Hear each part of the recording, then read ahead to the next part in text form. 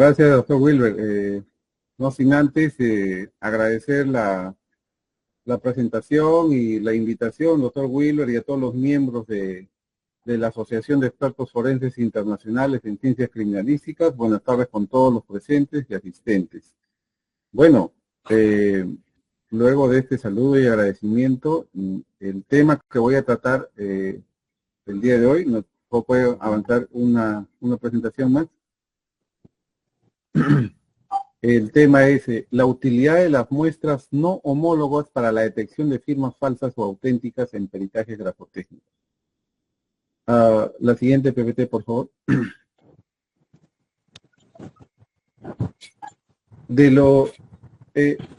Sé que por este medio nos estamos viendo con varios colegas de varios países.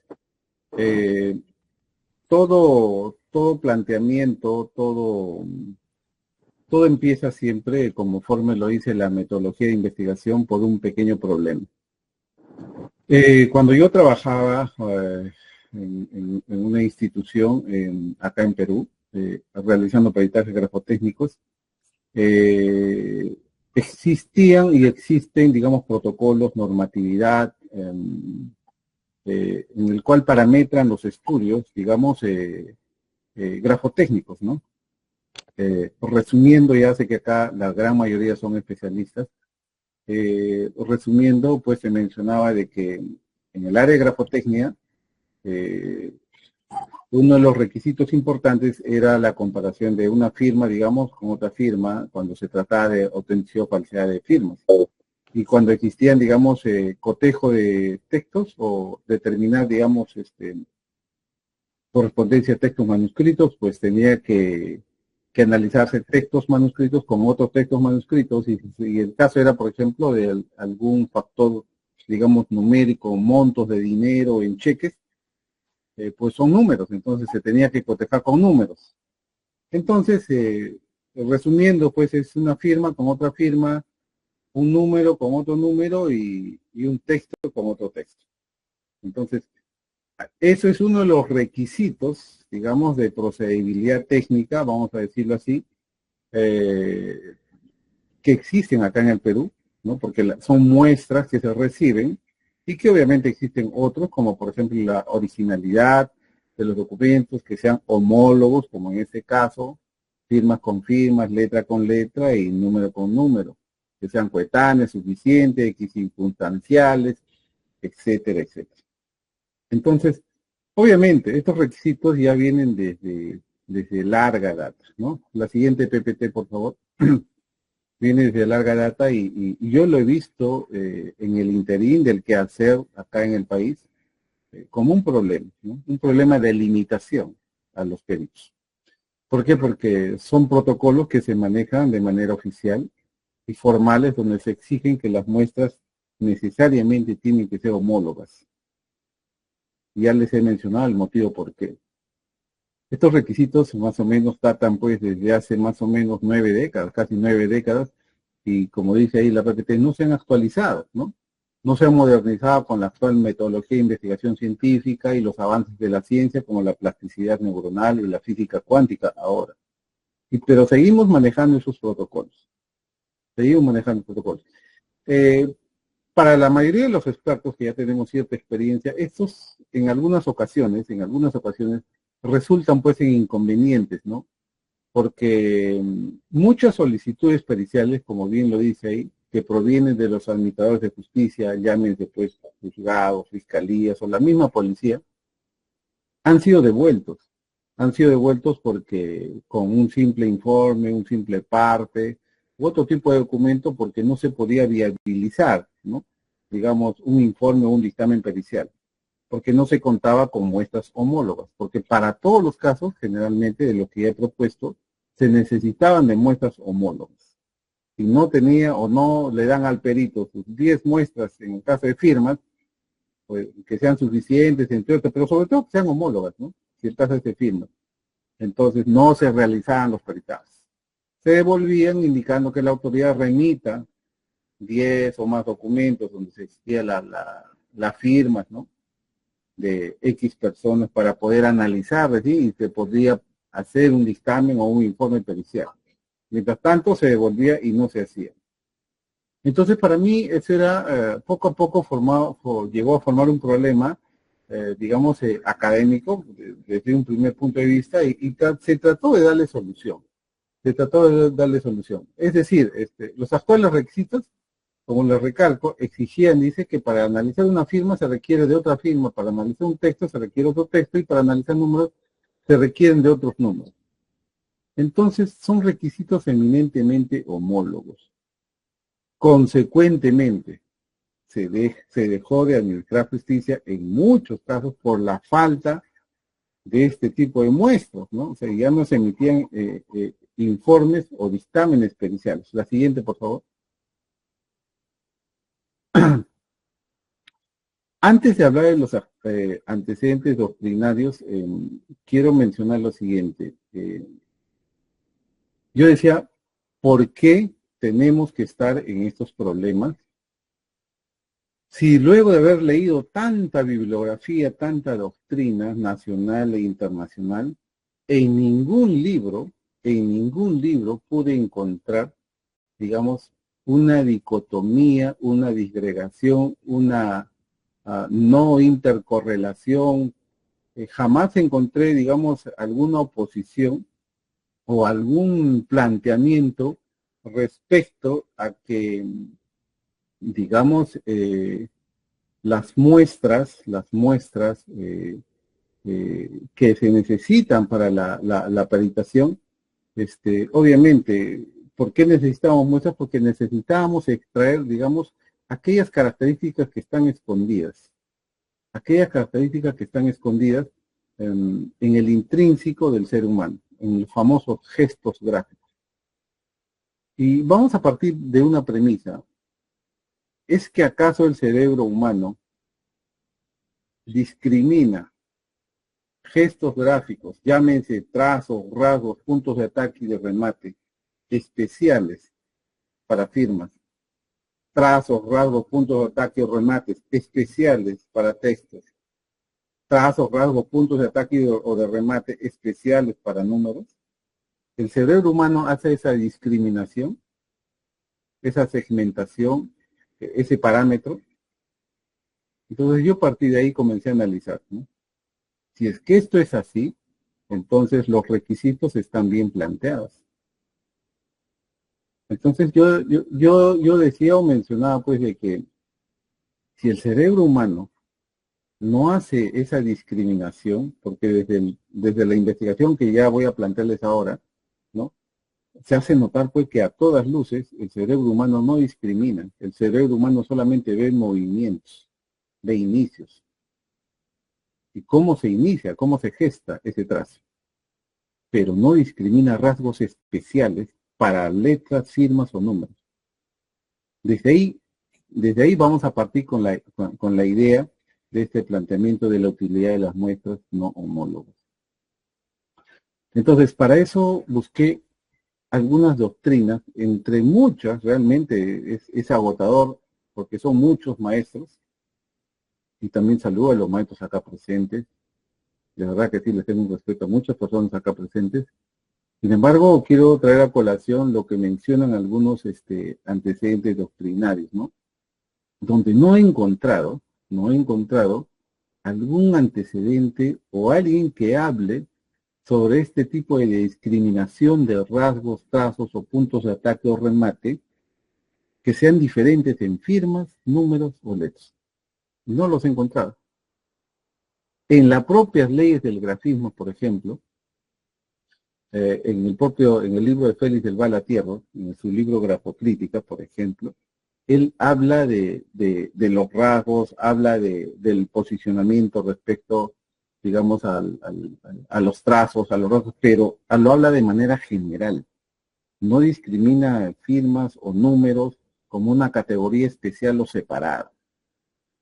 José Balbuena Balmaceda, que es una eminencia también en lo que es peritación peruano, habla de los puntos de referencia intrínsecos, por ejemplo, él, y tampoco hace disgregación, ni discrepa, ni tampoco discrimina, y no hace diferencia entre peculiaridades o trazos o rasgos o puntos de ataque o remate diferentes en números, letras o firmas.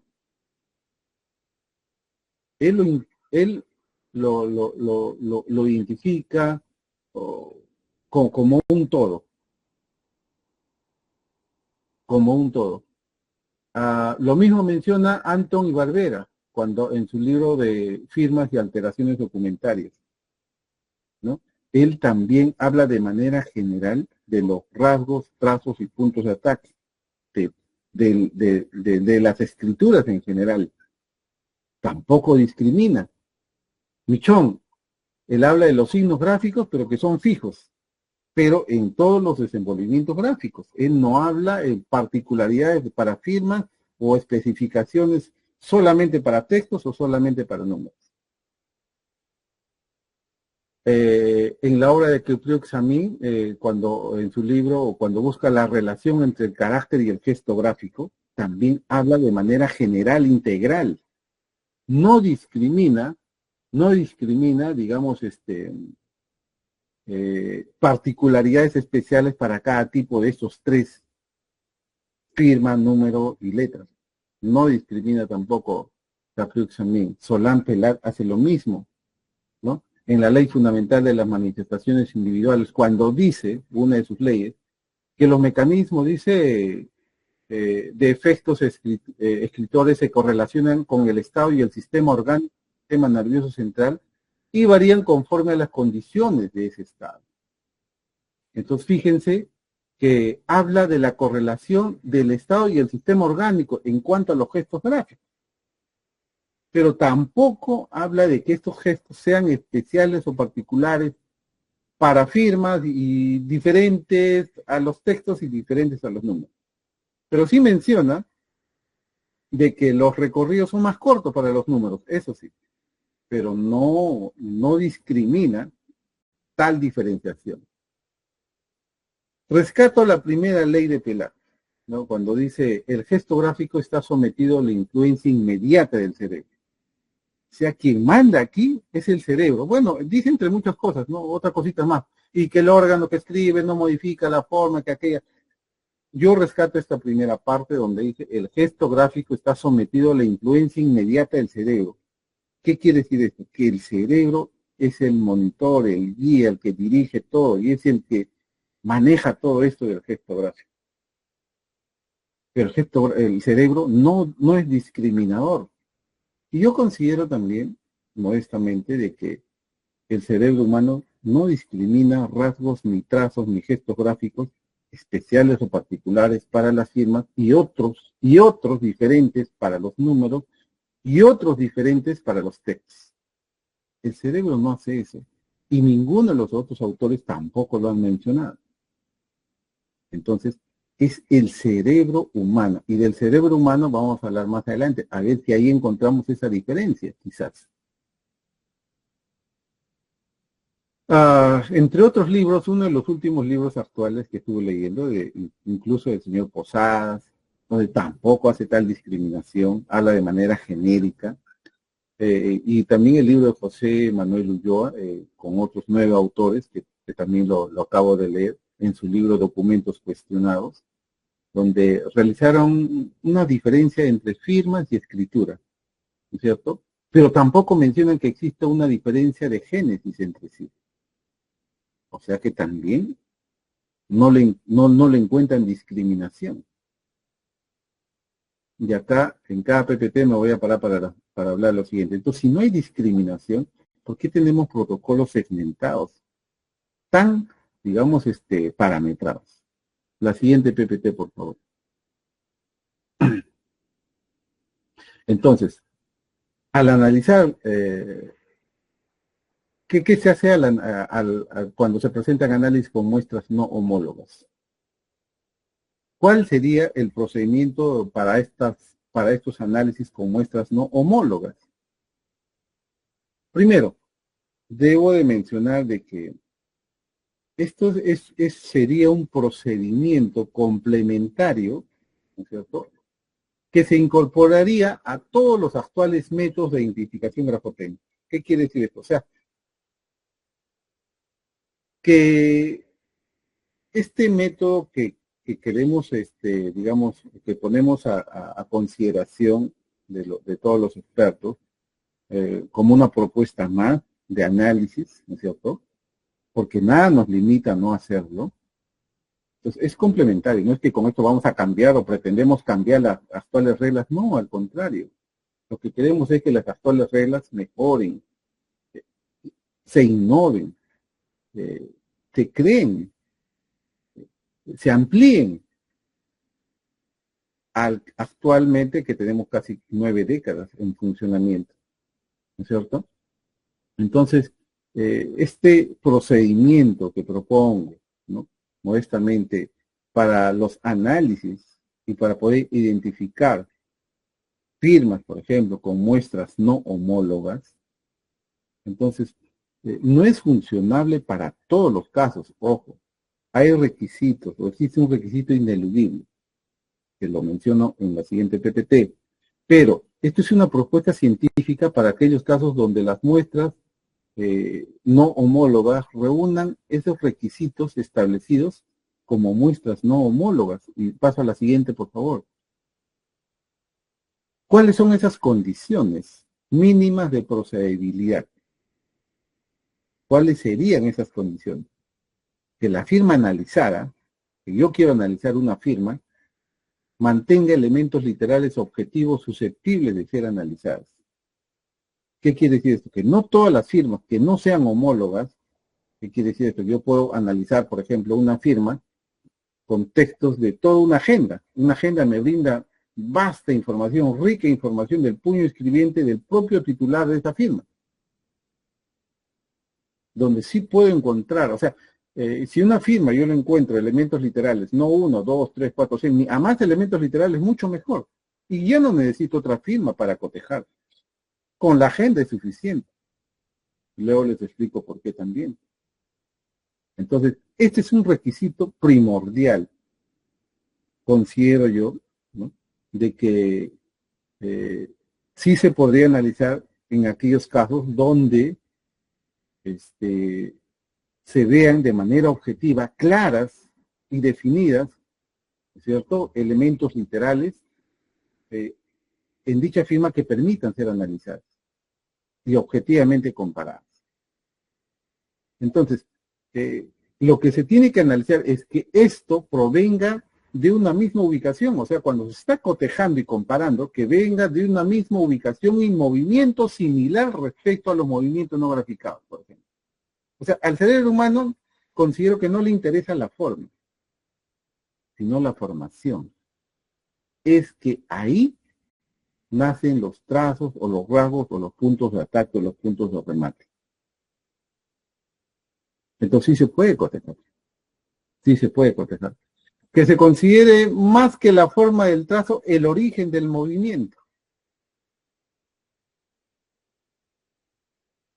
No nos interesa tanto el trazo, sino es el origen del movimiento que va a, dar, que va a gestar, digamos, los puntos de ataque y los puntos de remate.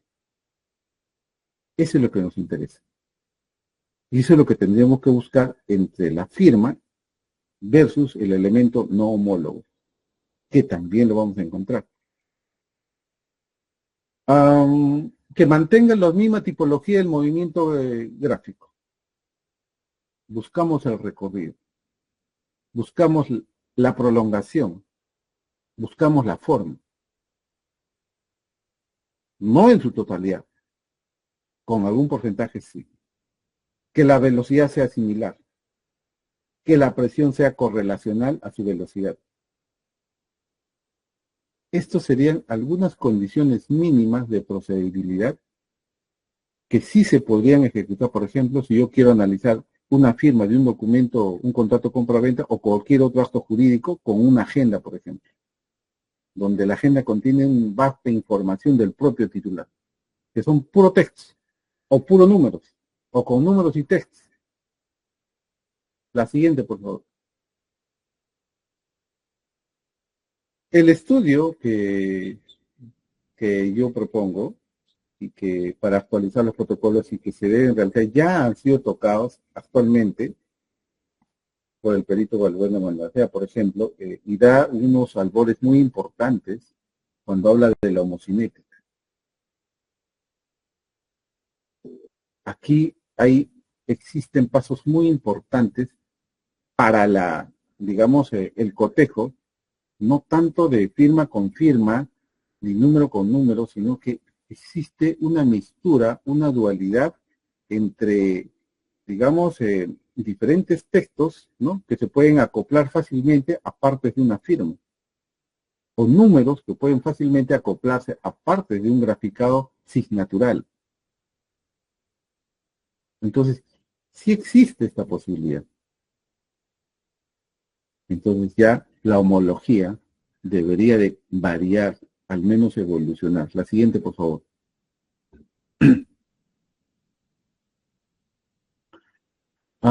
Acá les traigo a colación, lastimosamente no puedo manejarlo yo, me encantaría tener unos problemas de,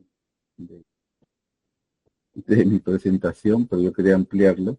Pero esos son escritos, documentos, donde personas han graficado sus textos, ¿no? Y se ven las firmas. Y ustedes pueden ver, por ejemplo, las que están arriba con letra roja, es la firma o partes de la firma, y ustedes pueden ver en la letra de abajo, son partes de sus propios textos.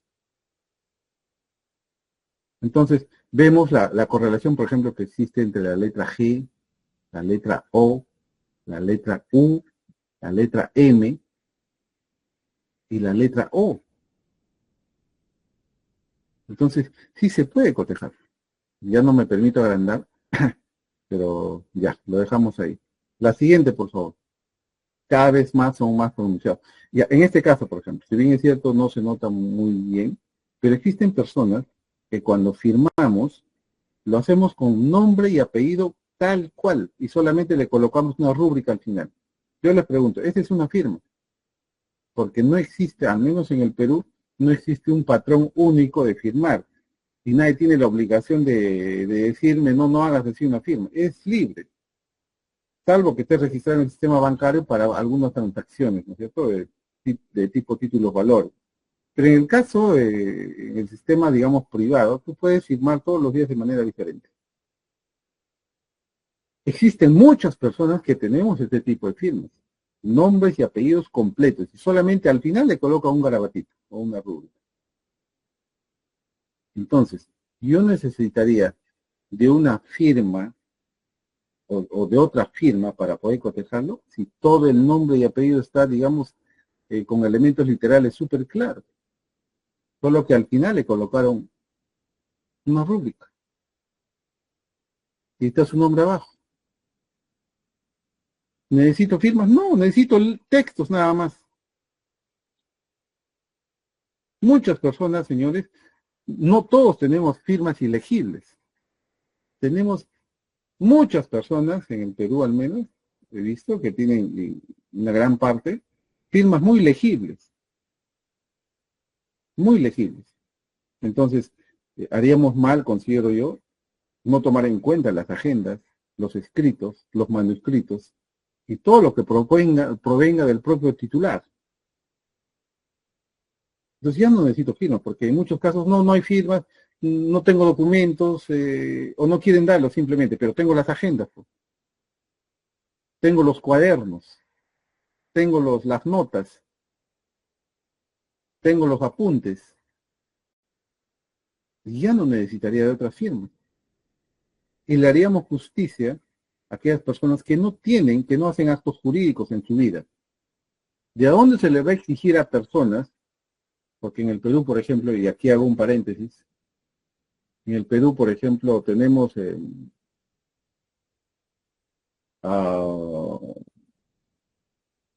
comunidades campesinas, tenemos centros poblados, comunidades muy alejadas, en los cuales no realizan actos jurídicos de manera diaria y cotidiana.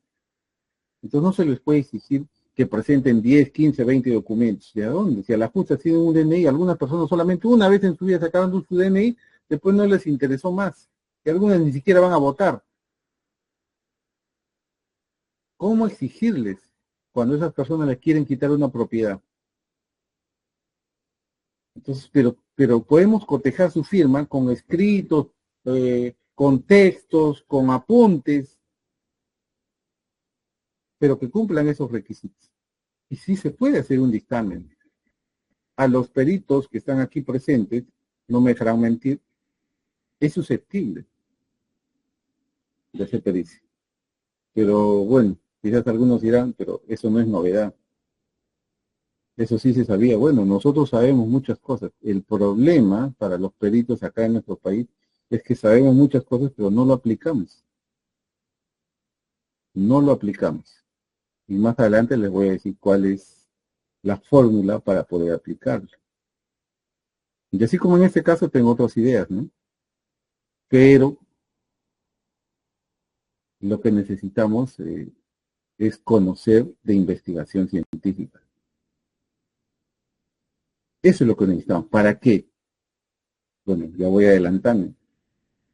Para crear, digamos, una teoría, para crear un método, para crear algún postulado, alguna ley grafotécnica, alguna premisa, algún parámetro, algo. Pero nadie se atreve, digamos, a hacerlo, ¿no? O casi nadie. Entonces, ¿por qué? Porque no saben quizás o no conocen o no conocemos bien cómo es el camino científico para llegar a ello y hacerlo ley, hacerlo teoría. Entonces, esa es la gran limitante. Seguimos, por favor, adelante. Este es otro escrito. Miren, por ejemplo, ahí dice Araceli Valdés, ¿no? Entonces, miren cómo, bueno, el impulsor, no sé si ven el impulsor, pero acá vemos, por ejemplo, su firma es Araceli, ¿no? La primera letra A. Miren cómo es el Araceli de la parte baja. Es perfectamente compatible, sus textos compatible con la primera letra A, que es de su firma. La letra Y, ¿no? De Aralí, con las porciones de abajo son lo que hemos extraído de sus textos y se han agrandado para que se vean, ¿no? Y vean cómo la Y también es compatible con parte de la firma. Son textos, no son firmas. Estamos comparando partes de textos con la firma. Y sí se ve compatibilidad. Y si ubicamos los rasgos, también lo vamos a encontrar. Entonces, no sé si ustedes logran ver acá donde dice 1, 2, 3, 4, 5, 6. Vean la letra 6. Vean el dígito 6. Ese es su número de la señorita o señora Araceli o Aralí.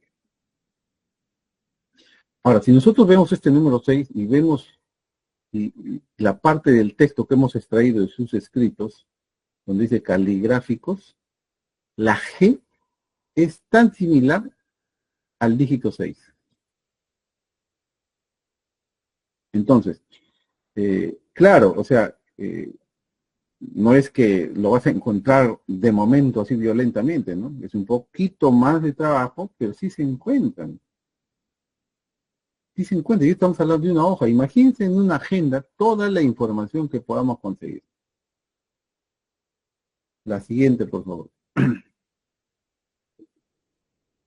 Lo mismo acá, de José María Costillo Ramos. La forma de graficar su nombre. Tiene dos formas de consignar su firma. Así de manera completa y cuando abrevia lo hace en la forma que está aquí abajo. Si nosotros vemos la letra R de Ramos, que es de su firma, vemos cuando ella escribe en sus propios textos, en la parte superior, y estos son ya los agrandados, como ustedes ven ahí, la R de Ramos, por ejemplo, con su firma final, la R, verifiquen todas las R, incluso donde dice cadelos caligráficos y arte, ¿por qué? Y abajo dice caligráficos también. Fíjense la letra R, todas las R's, y fíjense si no es compatible con esta R final. Ahora, fíjese el dígito 5, donde dice 1, 2, 3, 4, 5, hasta el 9. Fíjese el dígito 5 con la letra S de la palabra grafismos, o gráficos, o artes, o modelos.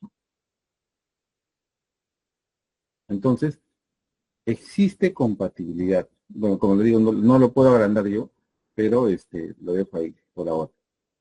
¿Ya? Entonces, sí existen, digamos, inclusiones, convergencias respecto a estos tipos de movimientos. La siguiente, por favor. Aquí hay otra firma. Mira, esta es una firma, digámoslo, ilegible. Pero a pesar de que es ilegible, acá es ilegible cuando consigna su nombre, Hugo Sidney Arcos, miren la letra A. Cuando él escribe, y solo está agrandado, fíjense, es el mismo tipo de movimiento de la letra A. Estamos hablando de una sola hoja. ¿Se imaginan ustedes la cantidad de información que nos puede dar una agenda, un escrito, unos textos, o qué sé yo, una toma de notas, etcétera, etcétera? Nos va a dar mucha información. Ahora también, en este mismo ejemplo, veamos la palabra arcos. Miren cómo está la letra S de arcos. Y miren los dígitos 5 de aquí. Entonces, si nosotros seguimos buscando más, le vamos a encontrar tal y cual, digamos,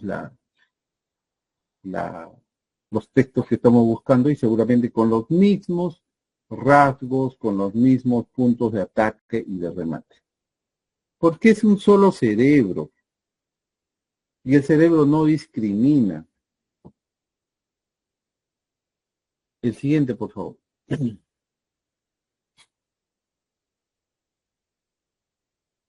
Acá lo mismo, acá lo mismo. Esta es una firma también ilegible, pero rescatamos a la C y la A. En todos sus textos, hemos encontrado esta A, que es compatible, miren, esta de aquí, esta de acá, bueno, no lo puedo ampliar. Esta de factor, ¿no? Que es compatible, 100% compatible. Y acá fíjense en el número 5, miren, 1, 2, 3, 4, 5.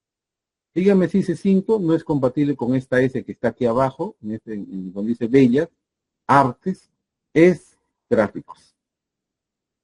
Tal cual el dígito 5. El dígito 9, miren esta Q, los que, y así, o sea, es cuestión solamente de buscar con un poco más de paciencia, nada más. ¿Por qué creen que cuando escribe el 9 versus la Q, que tiene diferente, es lo mismo? Existen graficados que tienen los mismos desenvolvimientos, solo que a uno le llamamos 9 y al otro le llamamos Q. En muchos casos, ¿no? No colocamos ninguna rayita, solo queda ahí. O le podemos sacar el trazo complementario y queda como 9. O sea, lo que se trata de buscar primero son ese tipo de coincidencias y después ya le buscamos los rasgos. El siguiente, por favor. Aquí, por ejemplo, este es de John Carlos Soto Quintanilla. Si ustedes se fijan, su firma del señor Soto, miren cómo es la S de su firma. Y miren cómo él escribe su nombre. Miren. Entonces, la palabra Quintanilla, vamos arriba a la firma, por favor, disminuyan el tamaño.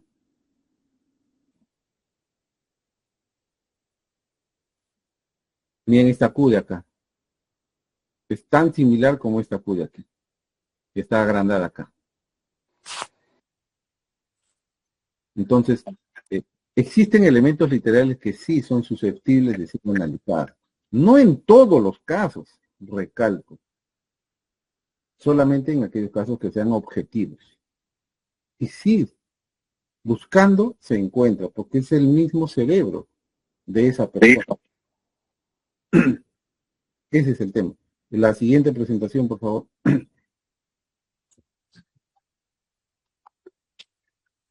A ver, acá se lo pueden agrandar un poquito. Bueno, aquí es de Junior Paul Carvajal. Junior firma, digamos, esta es una firma ilegible, pero a pesar de eso, su primera J se identifica con su nombre.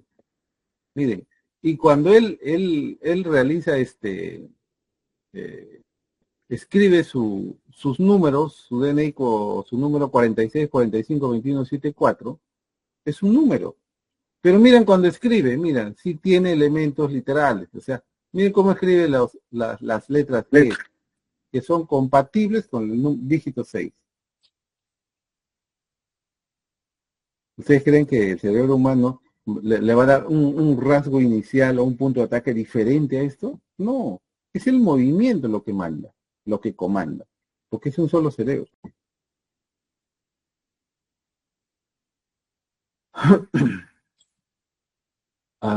Y miren, el dígito, el 4, el 5 con la palabra aquí, bueno, acá me tapa, pero también tiene el mismo simbolismo.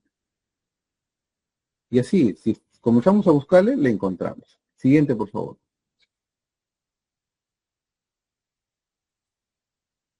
Aquí en la palabra Fernando Llamosa, ¿no? Fernando Llamosa. Fernando, miren, acá está su DNI, 116 72 7180, 7180. Si tú te fijas en este 8 y este 0 del 80 es tal cual de la palabra llamosa. O sea, acá puedo comparar, digamos, parte de un texto con un número. Y no por la forma, sino por el mismo inicio y mismo final. Mira, llamosa, con el dígito. Con paciencia se ubican más elementos. Acá estamos tratando números con letras. Números con letras. También puede ser letras con firmas. Y viceversa. La siguiente, por favor. Entonces, no le he encontrado, digamos, una dicotomía entre el por qué no se puede hacer. No he encontrado esa diferencia. Lo que sí he tratado de buscar es en quienes han escrito sobre el gesto gráfico, a ver si quizás uno de ellos menciona que no se puede o que el cerebro humano discrimina rasgos, trazos y puntos de ataque y de remate distintos para números, distintos para firmas y distintos para letras. También lo busqué. Giselle Calmi, ¿qué dice? Él escribió sobre el gesto gráfico en la educación, destacando su importancia en el desarrollo de la escritura y la comunicación. Hipólito Michón, un grafólogo en documentoscopía, también que desarrolló el método hipotético para analizar firmas y escrituras, e incluye el estudio de los gestos gráficos, pero lo habla de manera general, para todos. No individualiza a ninguno. Y otros autores que han señalado el desarrollo del lenguaje escrito es un desafío importante, dicen que el gesto gráfico juega un papel inclusive en el proceso, pero tampoco distinguen, o sea, y todos los demás autores, ninguno de ellos habla de que los rasgos, trazos o puntos de ataque son diferenciados en firmas, números o letras. Ninguno. El siguiente, por favor.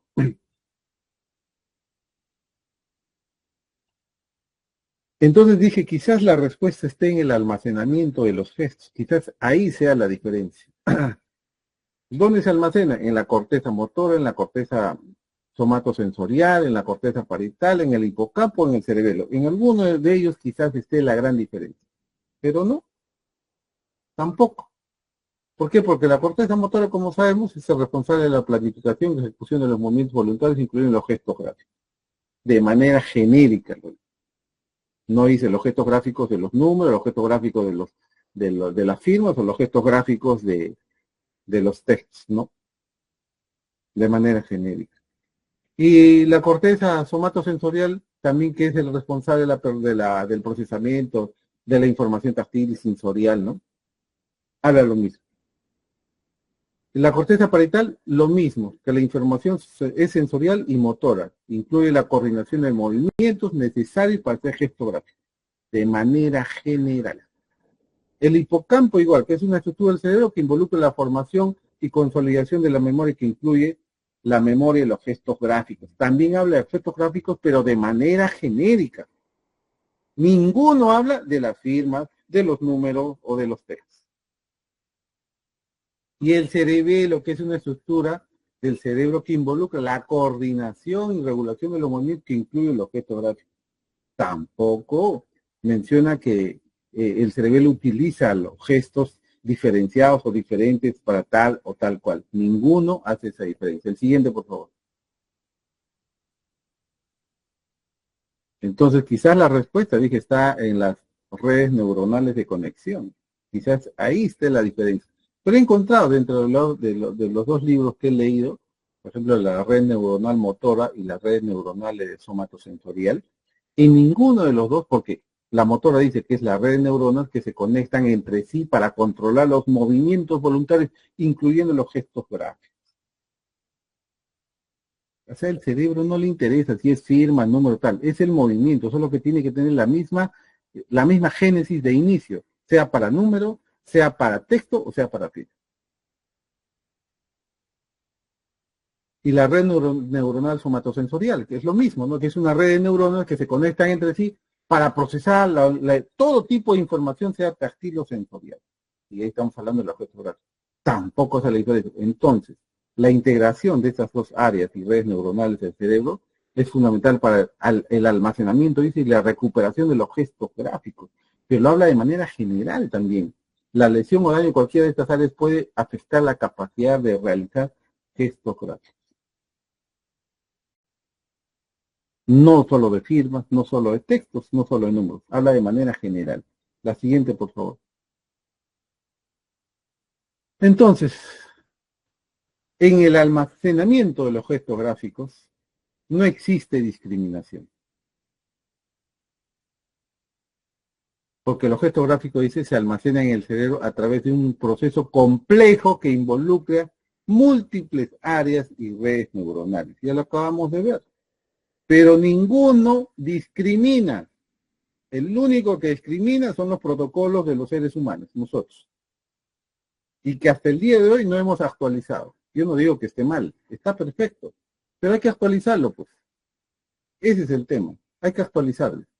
Porque estamos dejando de administrar justicia por seguir, digamos, siguiendo, manejando el mismo protocolo de hace décadas, 9 décadas en Perú. Se debe modernizar, sobre todo para aquellos casos que reúnan los requisitos, y sí los hay. Entonces, tenemos a la percepción sensorial. Aquí, como sabemos, esta información escritural que se percibe a través de los sentidos, como la vista y el tacto, ¿no? Que es donde se inicia la comunicación informal, o sea, formal, de los movimientos. Y luego hay un procesamiento en la corteza somatosensorial, ¿no es cierto?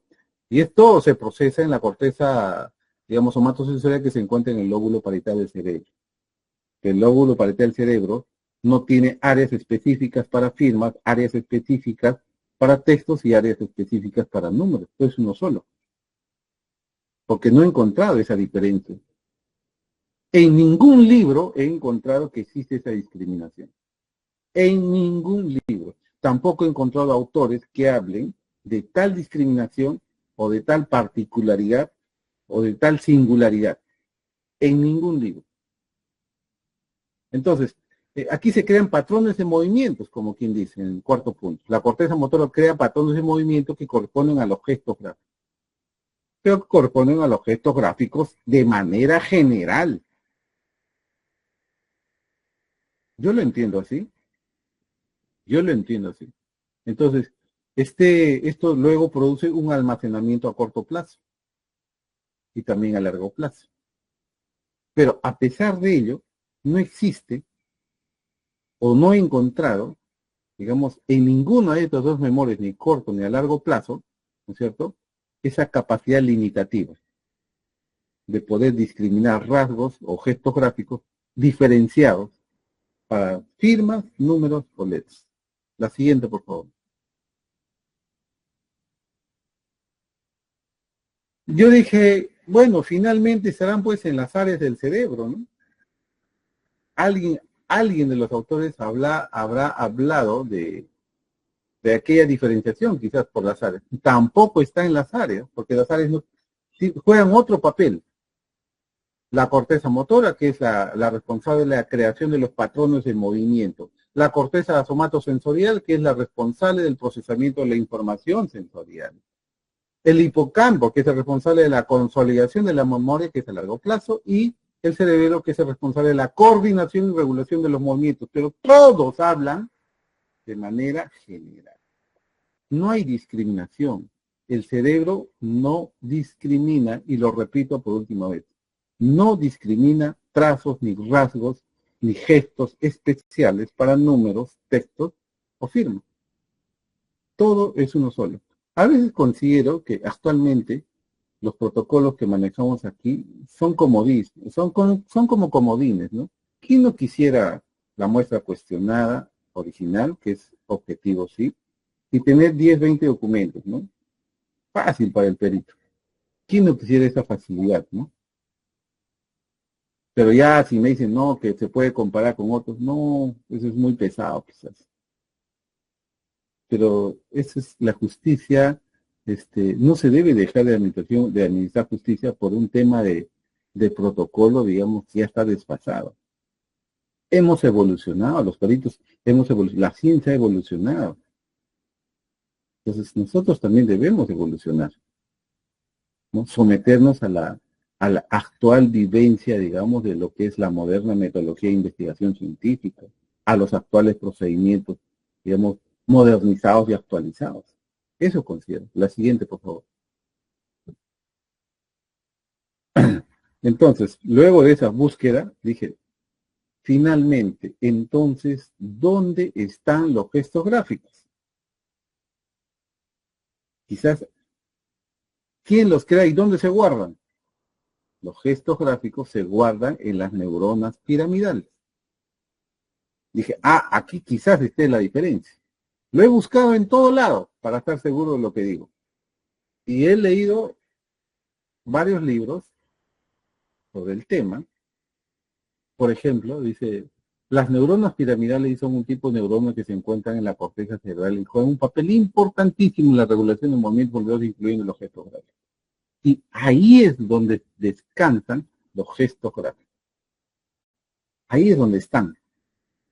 Pero a ver si tenemos información respecto a que si estos gestos gráficos se parametran, se distinguen, se discriminan. No. ¿Por qué? Porque las neuronas piramidales tienen características especiales. Por ejemplo, son de forma piramidal, se localizan en la corteza cerebral y tienen proyecciones a diferentes áreas del cerebro que hacen conexión plena. Entonces, ninguna de estas tres conexiones hablan de esa tal diferenciación. Solamente hablan del gesto gráfico en general. En general. La siguiente, por favor. ¿Cuál es el papel de las neuronas piramidales en el gesto gráfico? 1. Regulación del movimiento voluntario. ¿Qué hacen? Las neuronas piramidales juegan un papel importante en este tipo de regulaciones, incluyendo el gesto gráfico.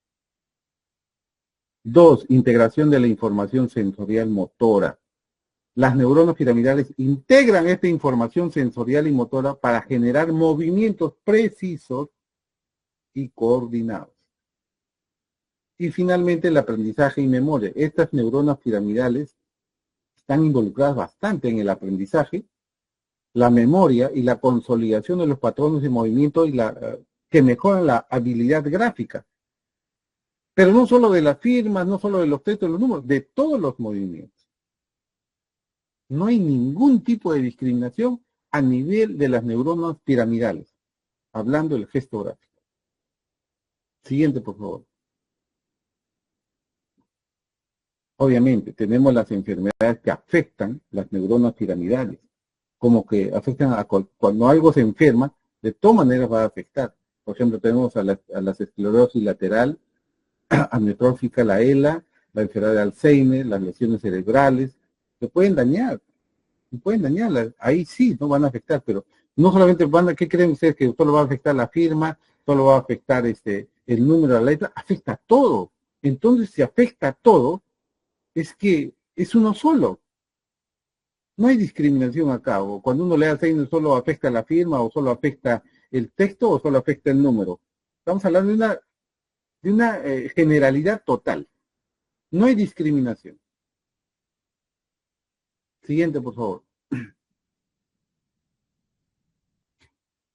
Ahora dirán, bueno, debe haber algunos autores hay muchos autores que han escrito sobre esto.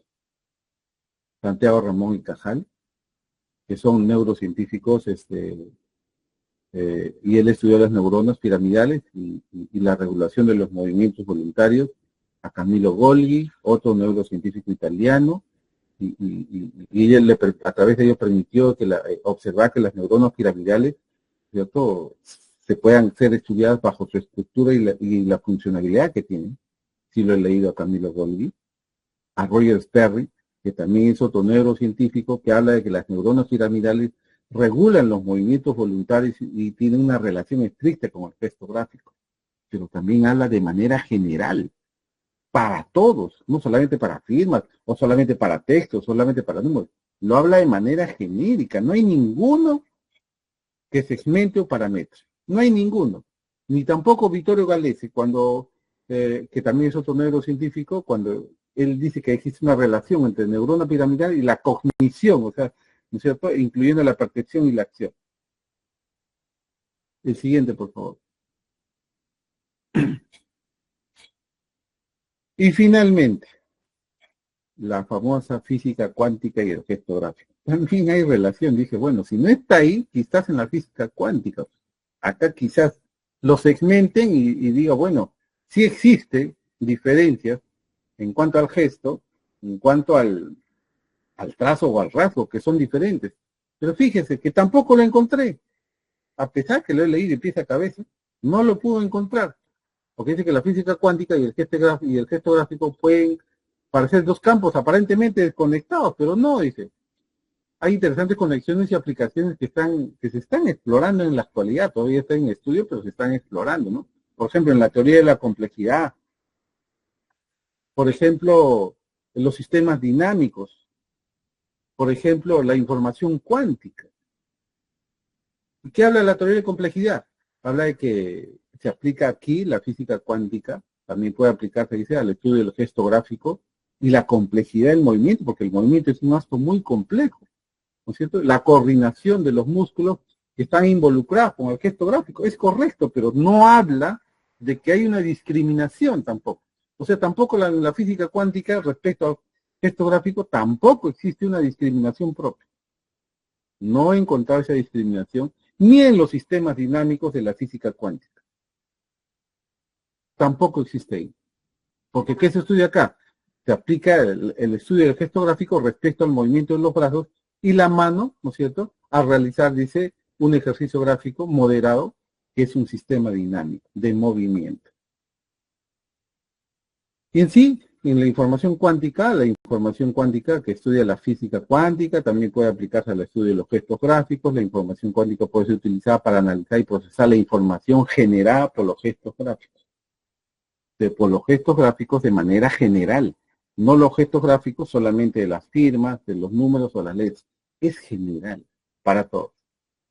Entonces, no puede haber un sustento, no he encontrado un sustento doctrinario que me permita a mí mencionar de que no es jalado de los cabellos que analicemos textos con firmas o firmas con textos o números con textos. O sea, no he encontrado algo descabellado. Al contrario, si es el propio ser humano, es el propio titular quien realiza trazos con los mismos movimientos, tanto para firmas, para textos y para números, solo que algunos son más cortos en cuanto a dimensión, pero eso es irrelevante. Cuando existen elementos literales objetivos, se puede realizar el análisis. Adelante, por favor, el siguiente.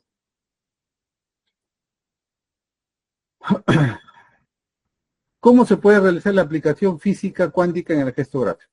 Reconocimiento de patrones, con análisis de movimientos y la generación de movimientos. Estos dos, tanto el gesto gráfico como la física cuántica, están íntimamente conectados a través de la teoría de la complejidad, a través de los sistemas dinámicos y la información cuántica.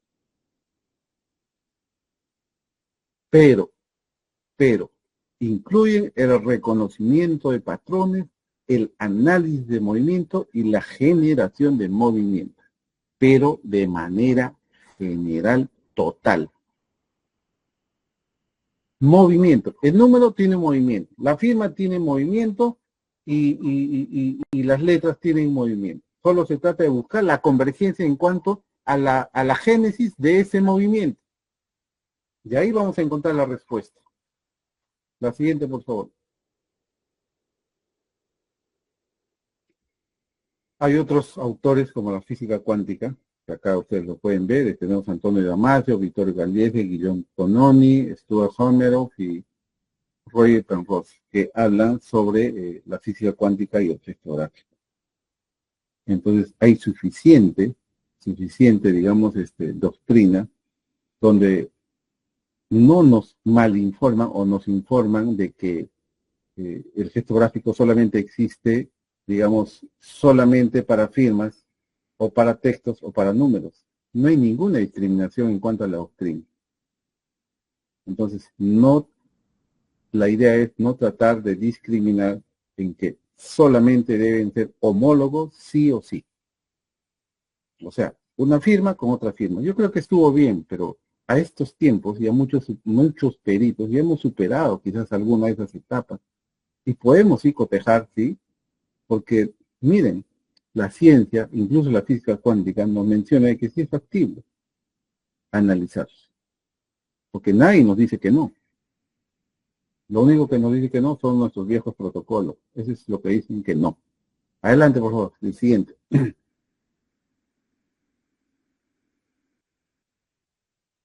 Bueno, ¿se puede perder el gesto gráfico? Existen muchos, pero se pierde en la totalidad. No se pierde solamente en la firma, no se pierde solamente en el texto o tampoco en los números. Si se pierde para todos, para los tres. Entonces, si los tres están involucrados, siempre están involucrados los tres, ¿por qué? Por no analizar a los tres bajo los mismos parámetros. ¿No es cierto? El siguiente, por favor. Bueno, hay varias formas de perder el gesto gráfico, incluyendo las causas ambientales. El siguiente, por favor.